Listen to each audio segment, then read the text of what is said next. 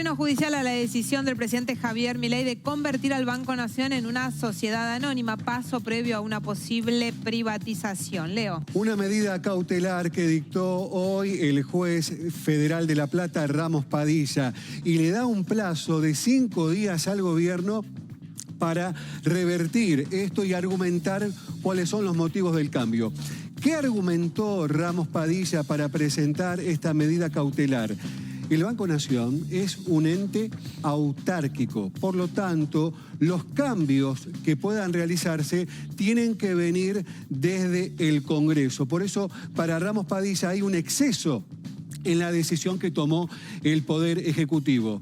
Y si bien hay que detallar algo, cuando se votó la ley Bases, la privatización del Banco Nación se sacó de la lista. ¿Qué pasa? ¿Qué argumenta? Y recién vos de alguna manera lo adelantabas. Ramos Padilla dice que este cambio de razón social a una sociedad anónima puede ser un paso previo a la posible o a la potencial privatización. De hecho, la causa ya estaba iniciada a partir de lo que había sido la incorporación del Banco Nación en el listado de empresas a privatizar. Finalmente, por una negociación política, el gobierno lo sacó, pero ahora avanzó con esa decisión que involucraba al Ministerio de Economía para que empezara a tomar medidas. Por eso esto es una precautelar, Leo, ¿no? Una medida precautoria para que se deje todo de alguna manera en stand-by. En stand-by.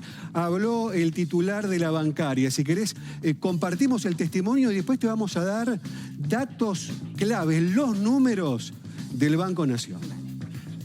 Creo que el juez ha actuado correctamente, celebramos la decisión del mismo, entendemos que se ajusta a derecho.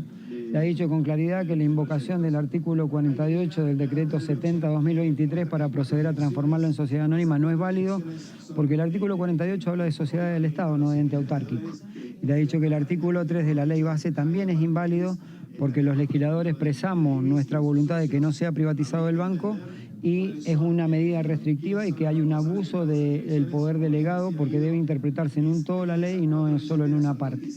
Creo que es un fallo que es muy sólido, muy contundente y que esperemos que después de los 5 días que el banco y el Estado tienen que expresar cuál es la necesidad pública y la urgencia que tienen en hacerlo, ratifique la medida cautelar. ¿Considera que el gobierno va a insistir a pesar de esta posición de la justicia? El gobierno siempre va a insistir y por diversos motivos. El gobierno va a insistir primero porque necesita tapar el escándalo de las CryptoGate, de la cual lo tiene el presidente como denunciado por estafador. Va a insistir por una cuestión ideológica, va a insistir porque tienen que hacerle una ofrenda al Fondo Monetario Internacional, llevando el banco como una de las posibles activos a privatizar. Y también lo va a hacer porque, bueno, claramente va a buscar que los amigos del poder, y particularmente el presidente, vuelvan a tener ganancias. Bien, ¿y qué pasa con el Banco Nación? Porque el gobierno, cuando la semana pasada anunció el decreto, habló de hacerlo más eficiente. Bueno, justamente, yo te pregunto a vos y también le pregunto a la gente. Cuando el gobierno habla de privatizar, ¿qué busca? Habla de empresas, por ejemplo, que tienen déficit, que no son eficientes. Bueno, los números del Banco Nación muestran una realidad totalmente distinta. Bueno, en primer lugar esto. En cualquier pueblo que vos vayas de la Argentina, hay una sucursal del Banco Nación. Además, hay 12 filiales en el exterior. Pero estos son los datos más importantes, Mariana.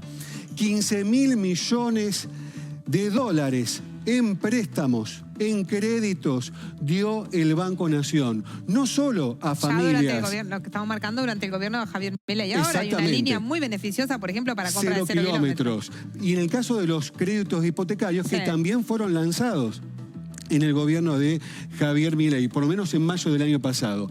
Estamos hablando de créditos que no solo tienen que ver con la familia, sino también principalmente con las pequeñas y medianas empresas. Bueno, es uno de los bancos más sólidos del país. Por ejemplo, si tenemos en cuenta noviembre del 2024, el 24% de los activos, de todos los activos del sistema financiero, los tenía el Banco Nación. Si hablamos de los préstamos, casi el 21% de los préstamos de los créditos de todo el sistema también los otorgó el Banco Nación. Y si hablamos de los depósitos, la plata que está depositada tanto de particulares como de empresas, Casi el 24% los tiene el Banco Nación. Por último, la última placa. Esto tiene que ver con el rendimiento anual del patrimonio. ¿Qué quiere decir esto? Es la diferencia, la división entre la ganancia neta y el patrimonio que tiene justamente una entidad. El Banco Nación tiene un rendimiento anual del 34,6%, mientras el sistema financiero en su conjunto un 20,4%. Y por último, los 10 principales bancos privados de la Argentina, solo el 14,6%.